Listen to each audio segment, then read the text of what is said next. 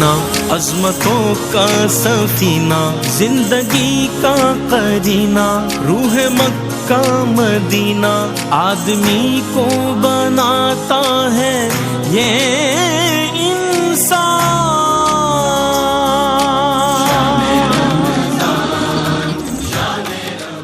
جی ناظرین، آپ کا خیر مقدم ہے علم و علماء میں. آج ہم آپ کی خدمت میں حاضر ہیں. ممکنہ طور پر آج کی شب بھی لیلۃ القدر ہے، تاخرات ہے، آخری تاخرات اس ماہ مبارک یعنی ماہ رمضان المبارک کی، اور آج آخری سحری ممکنہ طور پر کہہ سکتے ہیں اسے، اور لیلۃ الجائزہ بھی اس کے ساتھ ہی منسلک ہے. تو ظاہر ہے ہم ان موضوعات کا انتخاب کرتے ہیں کہ جو موضوعات بہت ریلیونٹ ہوتے ہیں، بہت قریب ہوتے ہیں.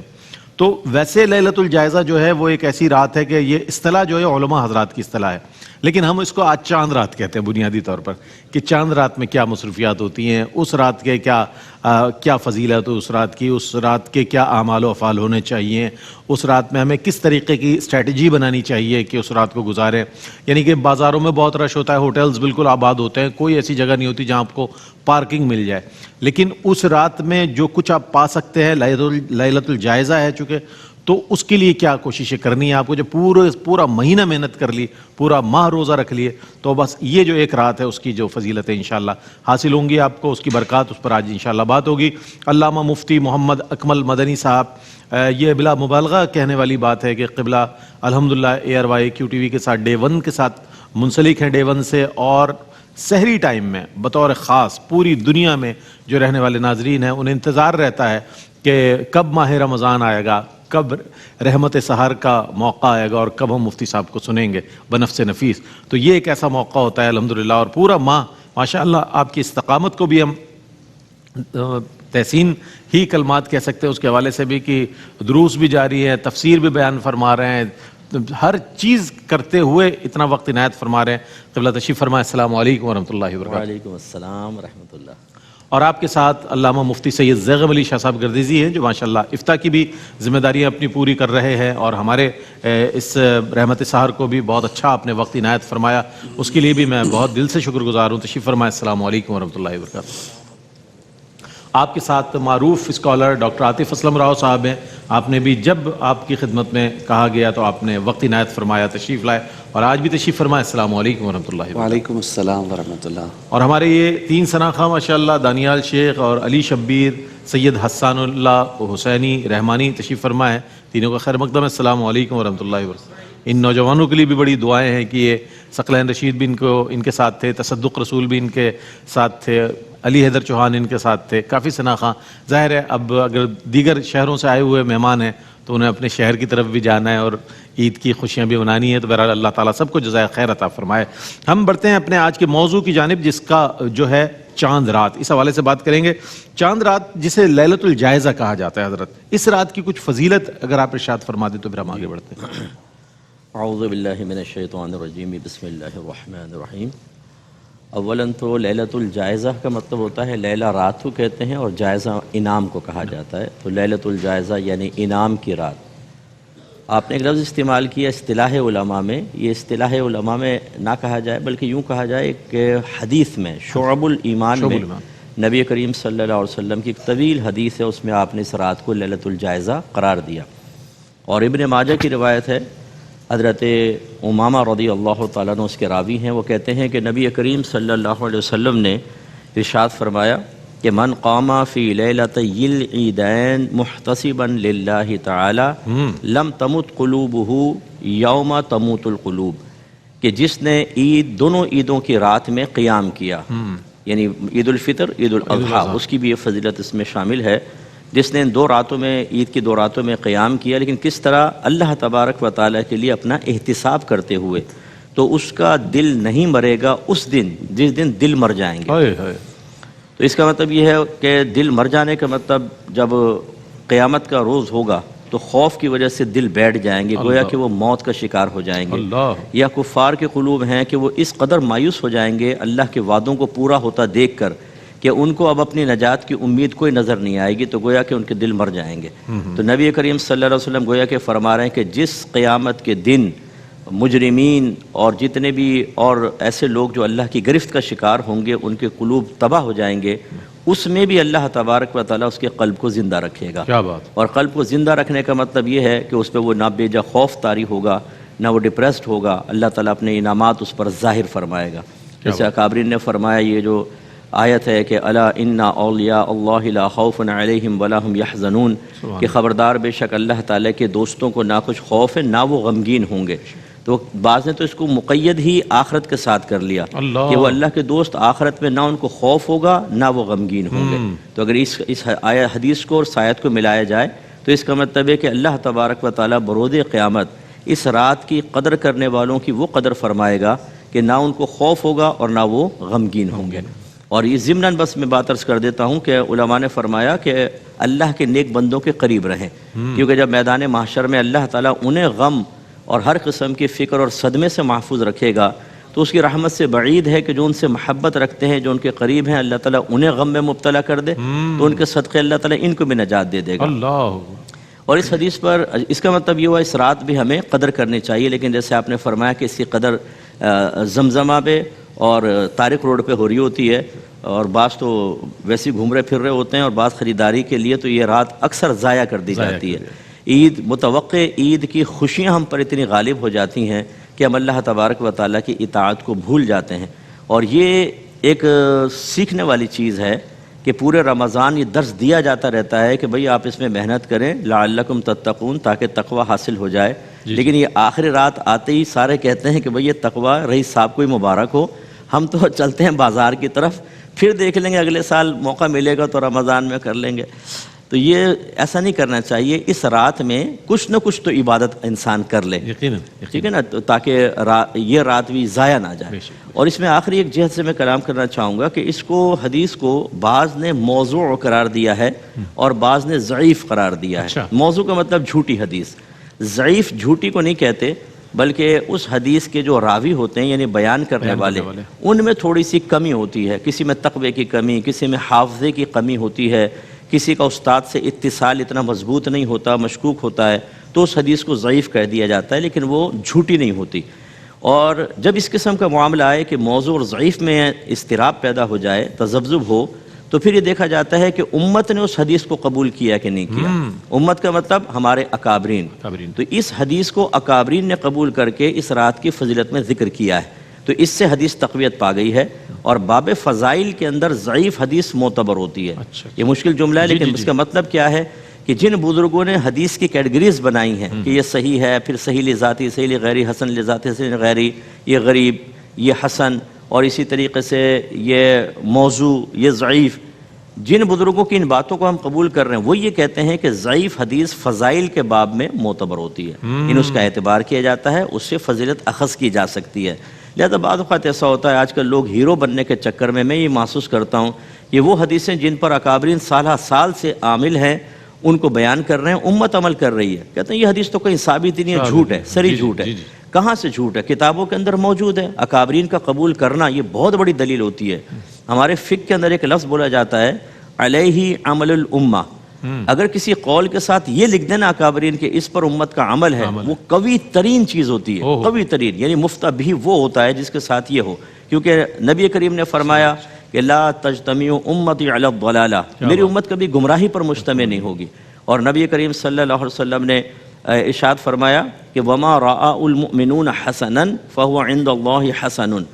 جو مومنین کے نزدیک اچھا ہے، مومن میں تمام علماء، مفتیان کرام اور عوام بھی شامل ہے، تو وہ اللہ کے نزدیک بھی اچھا ہے. اس کا مطلب ہے کہ جب کوئی حدیث قبولیت تامہ یا عامہ اختیار کر لیتی ہے تو اس کا مطلب ہے کہ اس میں قوت ہوتی ہے، اس کا ضعف ختم ہونا شروع ہو جاتا ہے اور بعض اوقات تو حسن کے درجے میں پہنچ جاتی ہے. تو لہٰذا ان وسوسوں کا شکار نہ ہو کہ اس قسم کی باتیں یہ فوراً سوشل میڈیا پہ ریٹنگ کے لیے پھیلا دی جاتی ہیں. لوگ ہمارے بیچارے پریشان ہوتے ہیں، کبھی وطر کے بارے میں، کبھی تراویح کے بارے میں، کبھی بھئی یہ عشرے تو ہیں ہی نہیں، مغفرت کا، رحمت کا اور جہنم سے آزادی کا.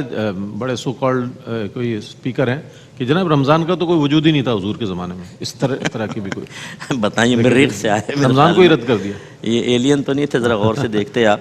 تو خلاصہ کلام یہ کہ اس قسم کی بیہودہ چیزوں کی طرف ہماری عوام بالکل توجہ نہ کرے. اگر علماء کوئی بات بیان کرتے ہیں ہوں مستند علماء تو پھر ان کی بات کو آنکھیں بند کر کے آپ قبول کریں، انشاءاللہ گمراہی نہیں ہوگی۔ جی اچھا مفتی صاحب، میں اس پر ضمناً اور مزید سوالات شامل کرنا چاہتا ہوں، لیکن ایک وقفہ حائل ہے، وقفے کے بعد جب لوٹیں گے انشاءاللہ اس موضوع کو کنٹینیو کریں گے، ہمارے ساتھ رہیے گا۔ جی ناظرین، آپ کا خیر مقدم ہے علم و علماء میں۔ آپ نے دیکھا کہ ابتدائی طور پر بڑی ہی خوبصورت انداز میں قبلہ مفتی محمد اکمل مدنی صاحب نے لیلۃ الجائزہ پر کے حوالے سے اور اس کی فضیلت کے حوالے سے بہت اچھے انداز میں، سمجھانے کے انداز میں ارشاد فرمایا، اپنا جواب مکمل فرمایا۔ آگے بڑھتے ہیں اور یہ جاننے کی کوشش کرتے ہیں، علامہ مفتی سید زیغم علی شاہ صاحب گردیزی موجود ہیں، چاند رات کے اعمال کیا ہیں اور اس رات کو کیسے گزارا جائے کہ یہ ہمارے لیے ایک تو پورا ماہ جو ہم نے محنت کی ہے وہ، اور پلس یہ کہ اس رات کی جو فضیلت ہے، جو برکات ہیں، وہ ہمارے دامن میں آ جائیں۔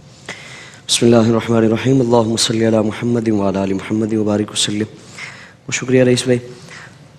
سب سے پہلے تو اس مقدس رات میں اللہ کی بارگاہ میں کثرت کے ساتھ شکر ادا کیا جائے کہ باری تعالیٰ تو نے ہمیں ماہ مقدس، ماہ غفران، ماہ رمضان عطا فرمایا۔ ماشاءاللہ۔ وہ ماہ مقدس کے جس کی آمد کے لیے اور جس کو پانے کے لیے امام الانبیاء صلی اللہ تعالیٰ علیہ وآلہ وسلم کئی ماہ قبل دعائیں مانگا کرتے تھے، اور آپ صلی اللہ تعالیٰ علیہ وآلہ وسلم خاص طور پر عبادات کو اس میں اہتمام فرماتے تھے۔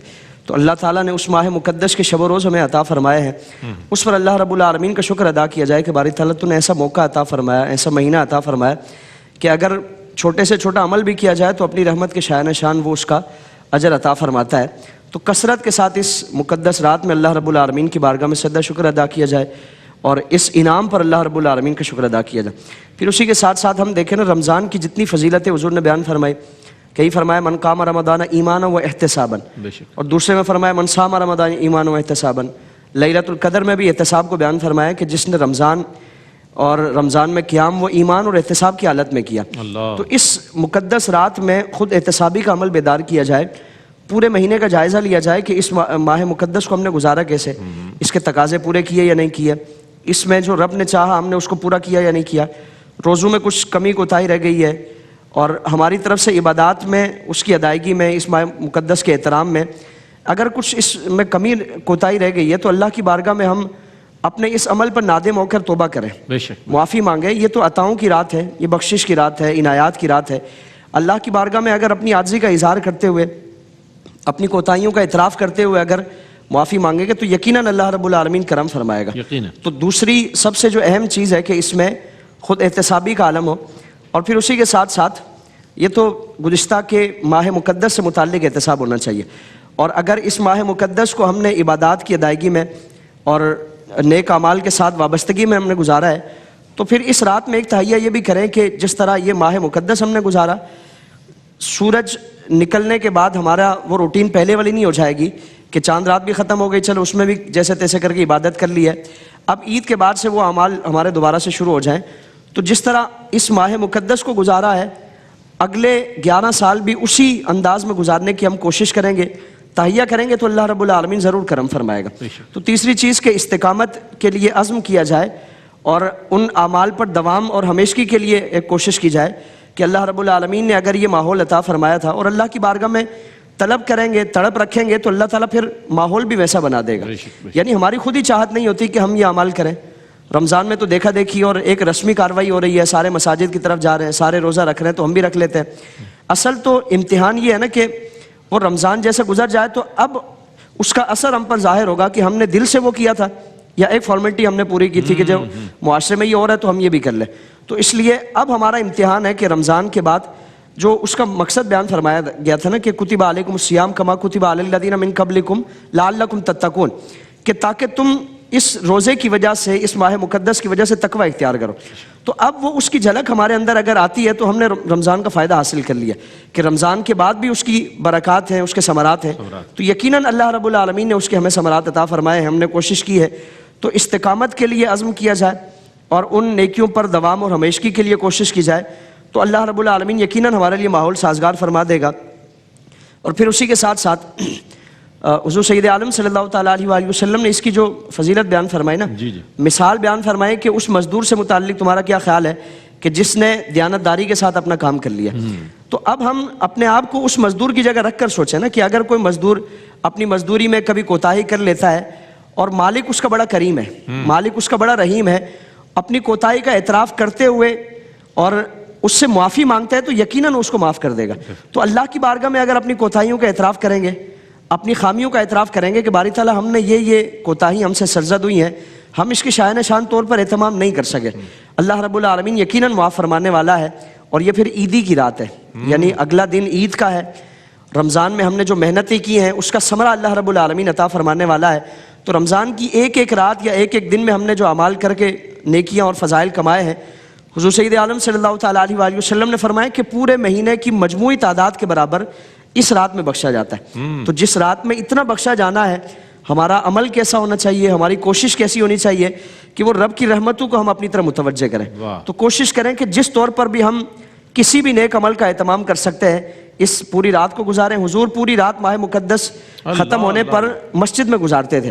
آپ صلی اللہ تعالیٰ علیہ وآلہ وسلم صحابہ اکرام کو بھی ترغیب دیتے تھے. ازواج مطہرات کے حجروں میں بھی عبادتیں جاری ہیں. تو ہم اپنا عمل دیکھیں اور پھر اپنا کردار دیکھیں کہ اس معمولی سی عبادات کے باوجود بھی ہم اگر عبادات سے غافل ہیں اور ان مقدس راتوں کا اگر ضائع کر دیتے تو یقیناً یہ ہماری بڑی محرومی ہوگی. تو کوشش کریں اس پوری رات کو, اور اس کے بعد آئندہ کا جو ایک زندگی شروع ہونے والی ہے عبادات کی کثرت کریں گے, اللہ تعالیٰ پورا سال اس کی برکت عطا فرمائے. آپ کے جواب سے جو بات سامنے آئی وہ یہ کہ لیلۃ الجائزہ بلا شبہ انعام کی رات ہے, مزدور کو اس کی محنت کا اجر ملنے کی رات ہے. لیکن اپنے آپ کو بطور روزہ دار آپ اس پیرامیٹر پہ دیکھیں تو آپ کہاں کھڑے ہیں. اگر اس میں جو غلطی کجی کوتاہی رہ گئی ہے اس پر اللہ سے معافی طلب کریں, استغفار کرو, بڑا غفور رحیم ہے, معاف فرمانے والا ہے. تو اس حوالے سے اپنے آپ کو چیک کریں کہ آپ نے کیا کیا, کتنا کر سکے آپ. ظاہر انسان اپنی مصروفیات بھی ہوتی ہے اس کی, اور یہ سارا سلسلہ. اچھا ایک چیز اور بھی ہے اس رات کو, جیسے قبلہ مفتی صاحب نے بھی فرمایا تھا ابتدا میں, اجمالاً اس کو ذکر فرمایا, اس رات کو زیادہ تر لوگ بازاروں میں, شاپنگ سینٹرز میں, فوڈ اسٹریٹ پر بلا وجہ وقت کا ضیاع کرتے ہیں. تو اس حوالے سے کیا کہیے گا کہ ڈاکٹر صاحب میں چاہتا ہوں اس پر کچھ روشنی ڈالیں. بسم اللہ الرحمن الرحیم. رب اشرح لی صدری ویسر لی امری واحلل عقدۃ من لسانی یفقہوا قولی. دیکھیں اس کی بنیادی طور پر دو وجوہات ہیں. ایک تو جب یہ سلسلہ سامنے آتا ہے تو نبی کریم صلی اللہ تعالیٰ علیہ وآلہ وسلم کی یہ حدیث میرے ذہن میں آتی ہے کہ دو چیزیں ہیں جس کی انسان قدر نہیں کرتا, اور جب وقت گزر جاتا ہے تو پھر اس کا خیال آتا ہے. ایک صحت اور دوسرا وقت. یہ وہ وقت ہے کہ جسے ہم نے فروٹفل بنانا تھا. یہ وہ وقت ہے کہ جس میں اللہ تبارک و تعالیٰ کی بارگاہ میں گریہ وزاری کرنی تھی, اللہ تعالیٰ کی بارگاہ میں عبادات پیش کرنی تھی, اور انسان بسا اوقات یکسر اسے بھلا دیتا ہے. محدث ابن جوزی نے ایک خوبصورت مثال دی ہے کہ گھڑ سواری میں جب گھوڑا اپنی دوڑ کے اختتام پر ہوتا ہے تو وہ اپنی پوری قوت لگا دیتا ہے اس بات کے لیے کہ اسے کامیابی مل جائے, وہ گھوڑا جیت جائے. محدث جوزی فرماتے ہیں, اے انسان ہوش کر, کہیں ایسا نہ ہو کہ تو گھوڑے سے بھی پیچھے رہ جائے, کہ اسے تو یہ بات پتا ہے کہ اختتام کے وقت مجھے بہت زیادہ قوت لگانی ہے مقابلے میں جیتنے کے لیے, اپنی منزل کو پانے کے لیے, کیونکہ دراصل اختتام پر ہی انحصار ہوتا ہے. تو اس لیے آپ فرماتے ہیں کہ اگر تو نے ماہ رمضان کا استقبال اچھا نہ کیا تو ودا تو اچھا کر. ہمیں سوچنا چاہیے کہ جو ماہ رمضان ہمیں دیا گیا تھا, بنیادی مقصد اس کا ہدف کیا تھا؟ تقویٰ کا حصول تھا, اور ماہ رمضان میں تمام نیک اعمال کرنا ہمارے لیے آسان ہو گئے تھے. دو وجوہات ہیں, ایک تو یہ کہ شیطان قید کر دیا گیا, دوسرا اللہ تبارک و تعالیٰ کی طرف سے اس ماہ مبارک میں ایسا ماحول بن جاتا ہے کہ نیکیاں کرنا, نمازوں کے لیے بار بار مسجد جانا, رات میں کھڑے ہو کے تراویح کی 20 رکعت ادا کرنا, جبکہ اس کے بعد اگر دیکھا جائے تو بعض لوگوں سے فرض نماز کی ادائیگی بھی مشکل سے ہوتی ہے. لیکن ماہ رمضان آیا تو دن میں روزہ رکھ رہے ہیں, تلاوت کر رہے ہیں, رات میں تراویح ہے, عشاء کی نماز مکمل ہے. تو اس کا مطلب یہ ماحول ہے, یہ برکتیں ہیں, اور انسان میں وہ صفات پیدا ہو جاتی ہیں جو سورہ تحریم میں اللہ تعالیٰ نے فرشتوں کے لیے لکھی کہ یہ نافرمانی نہیں کرتے, جو حکم دیا جاتا ہے وہ کرتے ہیں. ماہ رمضان کے اندر انسانوں, آپ دیکھیں کہ بھوک لگ رہی ہوتی ہے, چھپ کر بھی کوئی شخص کھانے کے لیے تیار نہیں ہوتا کہ میرا رب مجھے دیکھ رہا ہے, روزہ ٹوٹ جائے گا, اللہ تعالیٰ کی ناراضگی لازم آئے گی. تو یہی سلسلہ بعد میں بھی رکھنا چاہیے, کیونکہ یہ ایک ہماری پوری تربیت کا نظام ہے. اس مہینے میں ایسی تربیت ہو جائے کہ 11 مہینے میں اس کا اثر نظر آئے, تبھی کامیابی ہے. جو اللہ رب العزت کی بارگاہ سے انعام ملتا ہے نیکی کرنے کے بعد، اس کی مختلف شکلیں ہوتی ہیں، اسی کو ثواب سے تعبیر کرتے ہیں۔ اللہ تبارک و تعالیٰ نے مختلف اعمال کے مختلف ثواب ذکر فرمائے ہیں۔ حضور صلی اللہ علیہ وسلم کی احادیث میں ملتے ہیں کہ جو 5 وقت وضو کرنے والا ہے وہ ایسا ہے کہ جیسے گھر کے سامنے سے نہر بہہ رہی ہو اور اس کے اندر وہ غسل کرتا ہو تو اس کی جسم پر کوئی آلودگی نہیں ہوگی، تو ایسا ہی نماز پڑھنے والا شخص بھی ہے۔ اسی طریقے سے روزے کا بھی اجر و ثواب بیان کیا گیا۔ تو یہ بہت مبارک ساعتیں ہوتی ہیں، ان ساعتوں میں اللہ تبارک و تعالیٰ کے حضور گریہ وزاری کرنی چاہیے، عبادات کرنی چاہیے، دعائیں مانگنی چاہیے۔ جیسے کہ کہا گیا کہ یہ تو انعام ملنے والی رات ہے، پورے مہینے محنت کی اور آخری میں جب غفلت ہوگی تو پھر انعام تو نہیں مل سکے گا۔ تو اس لیے کوشش یہ کرنی چاہیے۔ اور ایک آخری میں چھوٹی سی مثال دوں کہ جس طریقے سے کوئی مشین خراب ہو جاتی ہے، ہم اس مشین کو ٹھیک کراتے ہیں، ٹھیک کرنے کے بعد اگر وہ آٹومیٹک نہیں ہوئی تو وہ خود سے نہیں چلنے لگ جائے گی، ہم ہی نے اس کا خیال کرنا ہے۔ جن کاموں کے لیے اسے بنایا گیا ہے وہی اس سے کام لینے ہیں، اس کی دیکھ بھال کرنی ہے، اس کے اندر جب ضرورت ہو آئل ڈالنا ہے، اسے صاف ستھرا رکھنا ہے۔ اسی طریقے سے یہ جو انسان کا دل ہے نا، اس پر زنگ لگ جاتا ہے۔ یہ ہمیں ماحول ملا، دل پاک صاف ہو گیا، انسان پاکی کی طرف آ گیا، نیکی کی طرف آ گیا۔ جب یہ ماہ رمضان گزر جائے گا تو ہم نے خود اپنا محاسبہ کرنا ہے کہ جیسے ہی نیک اعمال کی طرف سے بے رغبتی پیدا ہوئی یا گناہ کی طرف انسان کا میلان ہوا تو اسے پھر یہ یاد کرنا ہے کہ میرا رب عز و جل ناراض ہو جائے گا، جس کی رضا کے لیے میں نے جائز کام بھی طلوع فجر سے لے کے اور غروب آفتاب تک روزی کی حالت میں چھوڑ دیے تھے، اب ماہ رمضان کے بعد بھی اسی رب کی بارگاہ میں میرے اعمال پیش ہونے ہیں، تو مجھے ایسے غلط کاموں کی طرف، گناہ کے کاموں کی طرف نہیں جانا اور پاک صاف زندگی گزارنی ہے تاکہ اللہ تبارک و تعالیٰ کی رضا حاصل ہو جائے۔ کیا بات ہے ناظرین محترم، جس طرح ہم رکے رہے جھوٹ سے، بہت سارے لوگ رمضان المبارک کے روزے رکھنے کے بعد وعدہ خلافی سے، لڑائی جھگڑے سے اور بہت ساری چیزوں سے لوگ بچے رہتے ہیں، لیکن جب چاند رات آتی ہے تو شیطان کی بھی ظاہر ہے اس کی بھی جو آزادی کا ایک وقت قریب ہوتا ہے، وہ بھی اپنی پوری قوت کے ساتھ جو ہے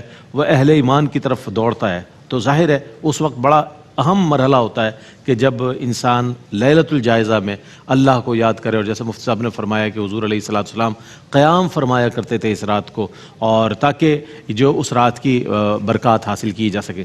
ایک مختصر سا وقفہ ہے، وقفے کے بعد کنٹینیو کریں گے اسی موضوع کو، انشاءاللہ ہمارے ساتھ رہیے گا۔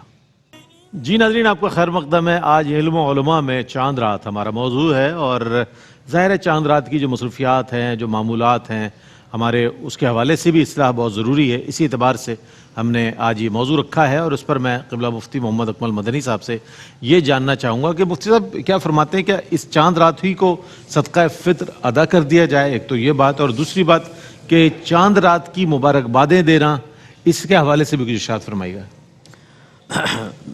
دیکھیں، صدقہ فطر میں جو طریقہ مستحب درج ہے وہ یہ ہے کہ عید سے پہلے ادا کیا جائے، عید سے، لیکن اکابرین نے لکھا ہے کہ بہت سے صحابہ کرام درمیان رمضان ہی صدقہ فطر ادا کر دیا کرتے تھے، اور انسب آج کل کے ماحول کے اعتبار سے یہی محسوس ہوتا ہے کہ رمضان کے درمیان میں لوگوں تک اس پیسے کو پہنچا دیا جائے تاکہ وہ عید کی تیاری کر سکیں۔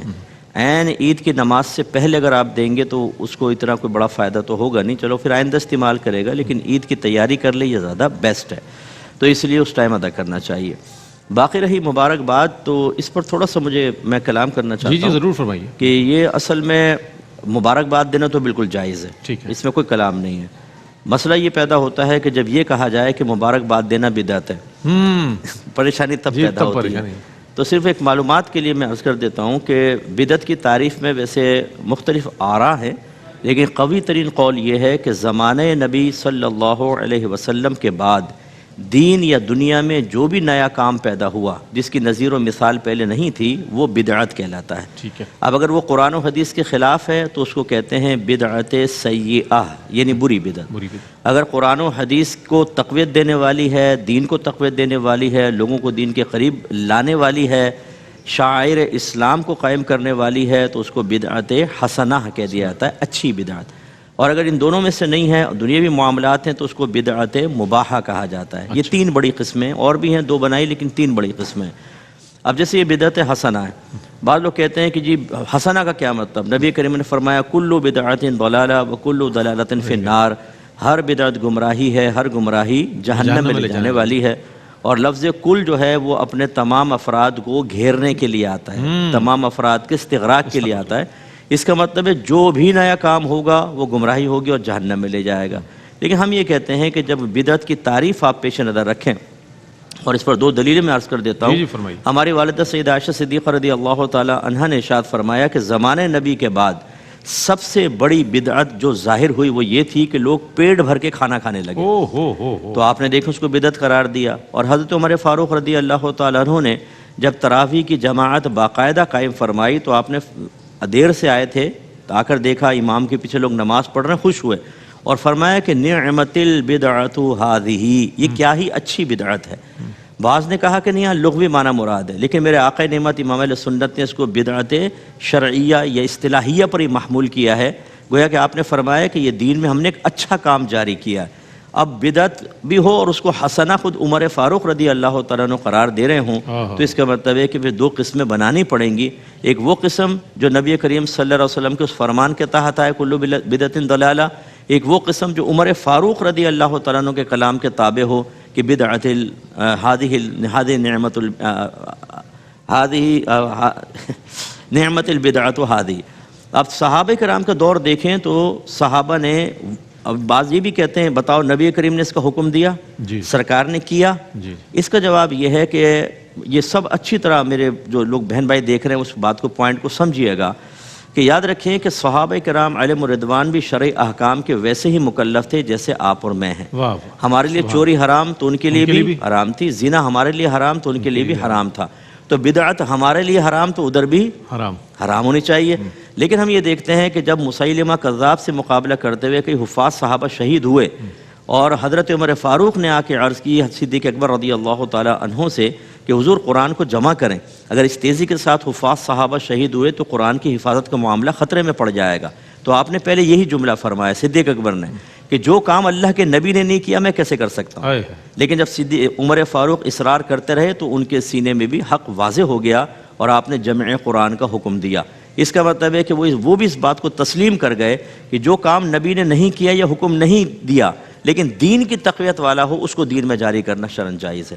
پھر اس کے بعد عمر فاروق کا تراویح کی جماعت قائم کرنا، پھر عثمان غنی رضی اللہ تعالیٰ عنہ کا جمعے کی پہلی اذان قائم کرنا، پھر اور آگے قرآن پاک کو 30 سپاروں میں تقسیم کرنا، اعراب لگانا اور مختلف قسم کے جو علامات ہیں قرآن کی وہ رکھنا، مسجد کے گنبد اور مینار سب بدعت ہیں۔ یہ پہلے تھے ہی نہیں زمانہ رسول میں نہ زمانہ صحابہ میں، بعد میں ہوئے۔ مسجدوں کو پکا کرنا، قالینیں بچھانا، اے سی اور پنکھے لگانا، اسپیکر میں بیان کرنا، حدیثوں کو جمع کرنا، ان کے عنوانات قائم کرنا، ادارے قائم کرنا، ان میں پہلا سال دوسرا تیسرا 8ویں سال تک اور ہر سال کا سلیبس مقرر کرنا، آخر میں بخاری شریف کا ختم کرنا، دستار بندی کرنا اور اپنے ناموں کے ساتھ مفتی لکھنا، مفتی اعظم پاکستان لکھنا، یہ سب بدعتیں صحابہ کے زمانے میں تو نہیں تھی۔ کبھی آپ نے سنا ہو مفتی محمد صلی اللہ علیہ وسلم، مفتی ابو بکر، مفتی عمر، کبھی نہیں سنا، بلکہ اجنبی سا محسوس ہوگا۔ یہ سب نئی ایجادات ہیں۔ اور اسی طریقے سے پھر ہمارے دیگر بہت سارے معاملات، جلد سے جلوس ہوتے ہیں، بڑے بڑے سالانہ اجتماعات ہوتے ہیں، صحابہ کرام نے کبھی اس طرح کے اجتماعات نہیں کیے۔ تو خلاصہ کلام یہ ہے کہ نئے کام اگر دین کی تقویت اور ترقی کے لیے تو بہت اچھا ہے۔ اور پھر ایک وہ جو میں نے حدیث سنائی تھی، بعض اوقات لوگ کسی کام کو اچھا سمجھ کے کرتے ہیں لیکن اس اچھے کام کو اس وقت اچھا کہا جائے گا جب علماء کی اس کے ساتھ تائید شامل ہوگی۔ اس لیے اب اگر عید کی مبارکباد دے رہے ہیں یا جمعے کی مبارکباد دے رہے ہیں تو اس کو بدعت آپ کہنا چاہے تو کہہ سکتے ہیں کہ زمانہ رسول میں نہیں تھا، لیکن کون سی؟ بدعت حسنہ یا بدعت مباحہ کہہ لیں آپ، بدعت سیئہ کے اندر نہیں جائے گا۔ اگر اس چیز کو نہیں تسلیم کیا جائے گا ہماری اس پوری تقریر کو تو ہم نے بہت سارے ایسے سوالات کر دیے ہیں جواب کے اندر، اس کا جواب دیں۔ نبی کریم آخری بات بس یہ کہ نبی کریم صلی اللہ علیہ وسلم نے کبھی بھی جماعت کے اوقات مخصوص نہیں فرمائے۔ اور آپ مسجد میں جائیں گے فجر اتنے بجے ہوگی، ظہر عصر مغرب عشاء، کاش کوئی پوچھ لے کھڑے ہو کے امام صاحب یہ وقت کہاں سے مقرر کر دیا؟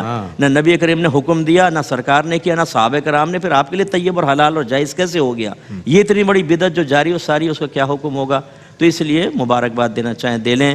عید کے دن گلے ملنا چاہیں مل لیں، بشرطے کہ باعث فطرہ نہ ہو، عیدی لینا دینا چاہیں، یہ سب بدعت حسنہ یہ مباحہ کے اندر آئیں۔ ٹھیک ہے، بہت سارے سوالات کے جوابات مفتی صاحب نے ہمارے ایک سوال کے ساتھ دے دیے، اس میں عقائد کی درستگی بھی تھی اور بہت سی جو چیزیں پھیلائی جاتی ہیں لوگوں کو گمراہ کرنے کے لیے یا اپنے عقیدے سے منحرف کرنے کے لیے، ان سوالات کے جوابات بھی مفتی صاحب نے ارشاد فرمائے۔ ایک وقفہ ہے، وقفے کے بعد حاضر ہوں گے، ہمارے ساتھ رہیے۔ جی ناظرین، آپ کا خیر مقدم ہے علم و علماء میں۔ آج چاند رات موضوع ہے اور وجہ یہ ہے کہ آج آخری طاقرات ہے، ممکنہ شب قدر ہے، ایک اس کی یہ بھی فضیلت ہے، اور پھر یہ کہ کل چونکہ لیلۃ الجائزہ ممکنہ طور پر، تو اس حوالے سے آج موضوع رکھا گیا ہے یہ۔ اچھا ڈاکٹر صاحب ہمارے ساتھ مفتی صاحب موجود ہیں، مفتی سید زیغم علی شاہ صاحب گردیزی۔ شوال کے روزوں کے حوالے سے ہم جاننا چاہیں گے کہ وہ جو روزے عید کے بعد رکھے جاتے ہیں، تعداد اس کی کتنی ہے، پھر اس کی فضیلت کے حوالے سے بھی آگہی نہیں ہے لوگوں کو، جس کے سبب ظاہر ہے لوگ کہتے ہیں اب اتنے تو روزے رکھ لیے 30 ماشاءاللہ اور کیا مزید رکھیں، تو اس حوالے سے کچھ فرمائیے گا۔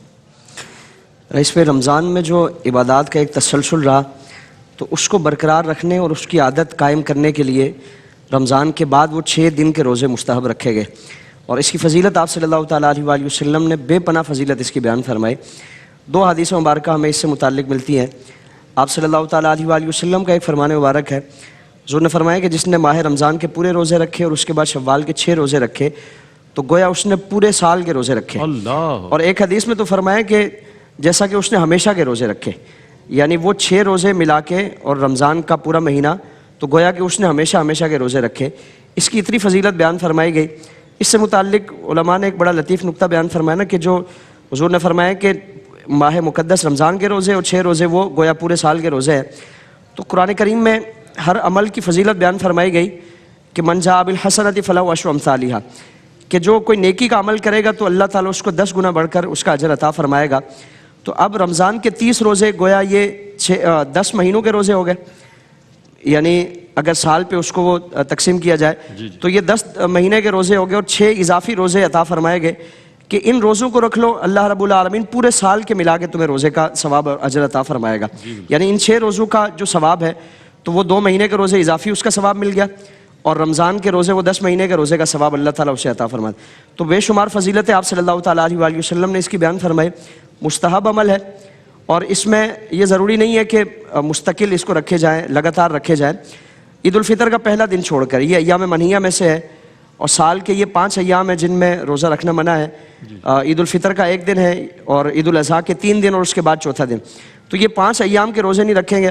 عید الفطر کا پہلا دن چھوڑ کر پورے ماہ مقدس میں، ماہ شوال میں لگاتار بھی اس کو رکھا جا سکتا ہے، الگ الگ کر کے بھی رکھا جا سکتا ہے، جیسی اس کی آسانی ہو اس کے مطابق رکھے جا سکتے ہیں۔ لیکن یہ احتیاط ضرور کی جائے کہ اگر خدا نہ خواستہ کوئی رمضان کے روزے چھوٹ گئے، کسی وجہ سے چھوٹے ہیں یا کسی عذر سے یا بلا وجہ خدا نہ خواستہ اگر اس طرح کا ہوا ہے کچھ معاملہ، تو وہ قضا پہلے کیے جائیں، کیونکہ قضا اس کی ادائیگی وہ لازم ہے، مواخذہ ہے، اللہ کی بارگاہ میں اس کی سرزنش ہے۔ یہ نفل اگر نہ بھی رکھے تو اس کا کوئی مواخذہ نہیں ہے، لیکن جو ہم پر لازم فرمائے گئے ہیں ان کی ادائیگی پہلے لازم اس کا اہتمام کیا جائے، اور پھر اگر اس کے بعد ہمت ہے اور استطاعت ہے، اتنی طاقت ہے، تو پھر اس کے بعد یہ روزوں کا اہتمام کیا جائے۔ پھر اسی کے ساتھ ساتھ یہ روزہ رکھنا، اس کو اپنے لیے نا، ایک معاشرے میں ہم کئی افراد کو دیکھتے ہیں کہ چونکہ عید کا سیزن ہوتا ہے ملنے ملانے کا، تو ہر کسی کو بتاتے پھرنا کہ بھائی میں تو روزے رکھتا ہوں ہمیشہ، اور میرا تو معمول ہے کہ میں بس عید کے دن کے بعد روزے۔ تو یہ ایک نفلی عبادت ہے، اس کو، اور عبادات کا معاملہ تو یہ کہ جتنا چھپا کر عمل کیا جائے اللہ تعالیٰ اس کو اتنا اجر عطا فرماتا ہے۔ تو اس لیے یہ ہمارا اور رب کا معاملہ ہے، ہم اپنے عمل کو راز میں رکھیں، پوشیدہ رکھیں، اور اس میں کوئی ایسا ریاکاری کا شائبہ نہ ہو کہ وہ اگر ہم نے اللہ کی رضا کے لیے کوئی عمل کیا، خدا نہ خواستہ اگر اس میں کوئی ریاکاری کا اگر ہلکا سا بھی کوئی معاملہ اس طرح کا، جس طرح حضور نے فرمایا نا کہ جس ریاکاری، وہ شرک اصغر سے اس کو تعبیر دیا گیا کہ ریاکاری وہ عمل کی سزا جزا کا معاملہ وہ اللہ رب العالمین کی بارگاہ میں ہم عمل کرتے ہیں کہ اللہ تعالیٰ اس کا ثواب ہمیں عطا فرمائے گا۔ تو ریاکاری کے ذریعے وہ ایک مخلوق کا جو داد و تحسین کا معاملہ ہوتا ہے، تعریف و توصیف کا معاملہ ہوتا ہے، وہ بھی شامل ہو جاتا ہے کہ مخلوق بھی اس عمل کی وجہ سے میری تعریف کرنا شروع کر دے اور میری تحسین ہو، میری تعظیم و توقیر ہو۔ تو اگر ریاکاری کا خدا نہ خواستہ کوئی شائبہ اس طرح کا پیدا ہو گیا تو یقیناً وہ عمل کو برباد کرنے والا ہے۔ تو اس لیے پوشیدگی کے ساتھ رکھیں، اور کوئی بھی اس طرح کا عمل نہ پایا جائے، اور جو نہ رکھے تو ان کو کوئی باتیں نہ سنائیں یعنی بعض لوگوں کو یہ بھی دیکھا جاتا ہے کہ وہ اپنے آپ کو پارسا بتانے کے لیے لوگوں کو ہٹ کر رہے ہوتے ہیں کہ یار میں تو رکھتا ہوں تم سستی کرتے ہو. تو نفلی عبادت کو آپ ترغیب دے سکتے ہیں لیکن کسی کو اس طور پہ ڈیگریڈ نہ کریں کہ اگر وہ نہیں رکھ رہا تو آپ ہی اس سے اشرف المخلوقات بن گئے. تو کوشش کریں جتنا ممکن ہو سکے اس ماہ مقدس میں ان 6 روزوں کا اہتمام کریں, اور اس کے بعد بھی سال بھر ہم اس عادت کو برقرار رکھیں گے. ایام بید کے روزے رکھیں, پیر شریف کا روزہ رکھیں, یا ان ایام کے اگر روزوں کا ایک تسلسل رہے گا تو پورا سال اللہ رب العالمین وہ روزوں کی جو چاشنی ہے, حلاوت ہے, مٹھاس ہے اور برکتیں اللہ تعالیٰ ہمیں عطا فرمائے گا. کیا بات ہے, کیا کہنا ہے. اچھا ڈاکٹر صاحب یعنی بڑھتے ہیں اور یہ جاننے کی کوشش کریں گے. ایک طرف تو چاند رات ہے, عید کی خوشیاں ہیں جناب, عید آ رہی ہے 1 سال کے بعد, عید الفطر, بچوں میں ایک ایکسائٹمنٹ ہے, بچوں میں ایک خوشی ہے, سیلیبریٹ کرنی ہے عید اس طرح. اور ایک طرف یہ کہ رمضان جا رہا ہے, رمضان ہم سے رخصت ہو رہا ہے, یہ ماہ رحمت, ماہ مغفرت ہم سے رخصت ہو رہا ہے سال بعد. اور نہ جانے ہم پچھلے سال ہمارے ساتھ کتنے ہی لوگ تھے, اس سال ہمارے ساتھ نہیں ہیں. اگلا رمضان 2026 کا وہ 1 سال بعد آئے گا. کیا کہیے کہ خوشی اور غم یہ دونوں ایک ساتھ نظر آتے ہیں اس مرحلے پر, کیا کہیے گا اس حوالے سے؟ بسم اللہ الرحمن الرحیم. حدیث مبارکہ ہے کہ اگر میری امت کو پتہ لگ جائے کہ رمضان کیا ہے تو وہ خواہش کرے کہ پورے سال رمضان ہو. اور پھر صحابہ کرام علیہم الرضوان کا معمول ہمارے سامنے ہے کہ 6 مہینے پہلے ہی رمضان کی تیاری شروع کر دیا کرتے تھے. تو اس لیے ماہ رمضان کو اللہ تبارک و تعالیٰ نے بہت شرف دیا ہے, بہت بلند مقام دیا ہے, بڑا مرتبہ ہے. تو اس کے جانے پر دکھ کا اظہار کرنا یا دکھ محسوس کرنا یہ انسان کی سمجھے ایک فطرت کا حصہ ہے. اسے اس طرح سے معیوب سمجھنا اور یہ کہنا, یہ الوداع کہنا یا ماہ رمضان کے جاتے پہ رونا, یہ لوگ کیوں کیا کرتے ہیں؟ تو بھئی یہ تو فطری چیز ہے. جب انسان کو ایک شخص سے ہی, کسی دوست سے ہی محبت ہوتی ہے, وہ دنیا سے جا رہا ہوتا ہے تو بے ساختہ آنسو آتے ہیں نا. تو اس کی نسبت اگر دیکھیں تو اللہ تبارک و تعالیٰ کی رحمتوں کا مہینہ ہے, برکتوں کا مہینہ ہے, معافی کا مہینہ ہے, مغفرت کا مہینہ ہے. قرآن میں جس کے فضائل بیان ہوئے, احادیث مبارکہ میں, تو فطری طور پر اس پر افسوس کا اظہار لوگ کرتے ہیں اور کیا بھی جانا چاہیے. لیکن اس پر لوگ دلیل مانگتے ہیں نا کہ سنت رسول صلی اللہ علیہ وسلم سے کوئی ثابت ہے, جیسے کہ حضرت سلمان فارسی سے مروی حدیث ہے کہ سرکار علیہ السلام نے استقبال فرمایا رمضان کا. تو اس حوالے سے لوگ کوئی سند مانگتے, کوئی ہے تو پیش کرے. تو یہ یہاں پر اصل میں معاملہ یہ ہے کہ ہر چیز کی سند موجود ہو تو ایسا نہیں ہوتا عام طور پہ کہ ہر چیز کی سند پیش کی جائے کہ اس کی بھی دلیل دو, اس کی بھی دلیل دو. حضور علیہ السلام نے اس سے منع بھی تو نہیں فرمایا. پھر حضور علیہ السلام نے اپنے اعمال کا محاسبہ کرنے کا جو فرمایا کہ انسان جب محاسبہ کرتا ہے اور دیکھتا ہے مجھ سے یہ کمی رہ گئی, اگر مجھے وقت ملتا یا دوبارہ کبھی مجھے ایسا وقت ملا تو میں یہ اعمال کر لوں گا, بہتر اعمال رب کی بارگاہ میں پیش کروں گا. اور اسی طریقے سے اللہ تبارک و تعالیٰ کی یہ نعمت بھی ہے, اس پر شکر کے جذبات بھی ہونے چاہیے. دیکھیں عید کا معنی ہی لوٹ کے آنے والا دن ہے, یا عید کا معنی خوشی سے بھی تعبیر کیا جاتا ہے جب کوئی دوست بہت عرصے بعد ملتا ہے, آج تو میری عید ہو گئی. تو عید کی سیلیبریشن بھی ہمیں دین نے بتائی ہیں کہ اس پر خوشی کا اظہار کریں, لوگوں سے ملیں, اللہ تعالیٰ کے راستے مال خرچ کریں. تو ان دونوں کیفیات کے ساتھ ہمیں عید کا دن گزارنا چاہیے اور عید پر خوشی کا اظہار کرنا چاہیے, کیونکہ رسول کریم صلی اللہ تعالیٰ علیہ وآلہ وسلم کے وسیلے سے ہمیں اتنی بڑی نعمت ملی, ماہ رمضان ملا. اس میں بسا اوقات ہم نے وہ کام کیے جو پھر پورے سال ہم نہیں کر پاتے.